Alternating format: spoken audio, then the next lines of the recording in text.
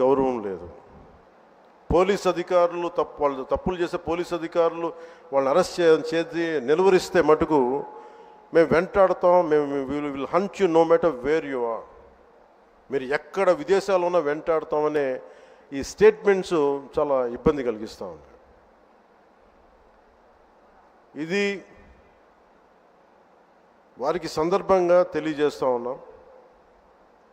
ఇది ఈ గవర్నమెంట్ నారా చంద్రబాబు నాయుడు గారి నాయకత్వంలో కూటమి ప్రభుత్వం ఇలాంటి అసాంఘిక చర్యల్ని ఏమాత్రం సహించం.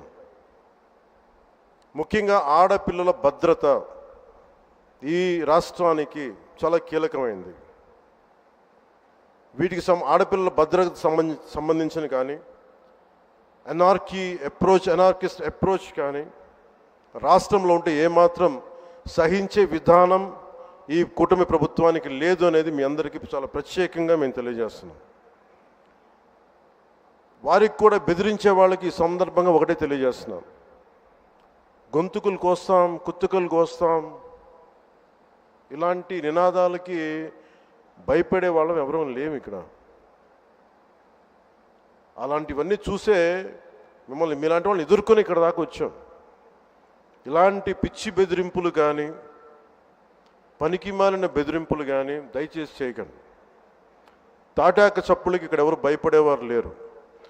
ఇంకా సంస్కారం ఉంది కాబట్టి, మాట మీద గౌరవం ఉంది కాబట్టి ఇంకా చాలా పద్ధతిగా మాట్లాడుతున్నాం.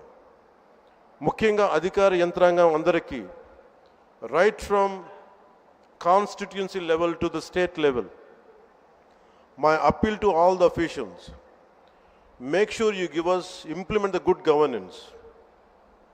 ముఖ్యంగా లా అండ్ ఆర్డర్కి సంబంధించి మటుకు కరప్షన్ లేని విధానాలతోటి ముందుకెళ్ళాలని మనస్ఫూర్తిగా కోరుకుంటా ఉన్నాం. అలాగే ఏ విధమైన ఇబ్బందులు కలిగించినా, చాలామందికి ఒక ఆలోచన ఉండొచ్చు, మళ్ళీ ఆ ప్రభుత్వం వస్తే ఏమవుతుంది, ఆ ప్రభుత్వం రావట్లేదు. ఇది ఎందుకు చెప్తున్నానంటే, ఇది I want to give you confidence, I want to empower you. ఎందుకంటే మేమందరం ఇంక సహించడానికి సిద్ధంగా లేము. ఇక్కడ ఈ కూటమి ప్రభుత్వం తక్కువ మేము మాట్లాడుకుంది 15 నుంచి 20 ఏళ్ళు ఉండాలి. ఎందుకు అనుకున్నామంటే, ఆంధ్రప్రదేశ్ వికసిత్ ఆంధ్రప్రదేశ్గా ఉండాలి, వికసిత్ భారత్లో భాగంగా ఉండాలి. అంటే ఈ ఐక్యత చెడగొట్టే పరిస్థితుల్లో నేను లేను, ఎవరు కూడా లేము. అలాగే ఇది గత ప్రభుత్వ పాలకులు కూడా ఇది గుర్తుపెట్టుకోవాలి.